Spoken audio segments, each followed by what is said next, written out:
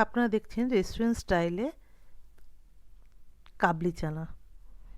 এবার কাবলি চানাটা দেখতে পাচ্ছেন তৈরি হওয়ার পরে আমি আজ তৈরি করে নিচ্ছি রেস্টুরেন্ট স্টাইলে কাবলি চানা। কিভাবে তৈরি করেছি সেটা আপনারা এখন দেখতে পাবেন। প্রথমে তেল গরম করে তাতে একটু আলু সেদ্ধ করে ম্যাশ করে নিয়েছিলাম, সেটা দিয়ে দিলাম তার মধ্যে একটু নুন। দেখছেন আলুটা একটু ভাজা ভাজা, তার মধ্যে দিলাম সামান্য একটু চিনি। এবারে আলুটার মধ্যে নুন, চিনি, লঙ্কার গুঁড়ো, জিরের গুঁড়ো দিয়ে দিয়েছিলাম, আর দিয়ে দিলাম পেঁয়াজ, আদা, রসুন, টমেটো বাটা, আগে যেটা মিক্সিতে বেটে রেখেছি।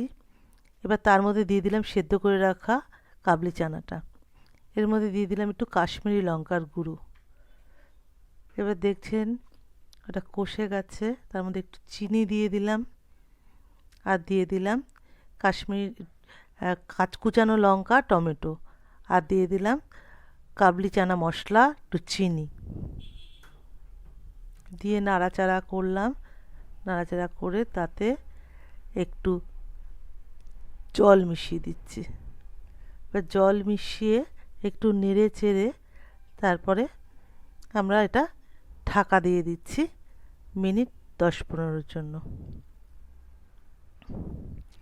দেখুন রেডি হয়ে গেছে আমাদের কাবলি চানা, একদম রেস্টুরেন্ট স্টাইলে।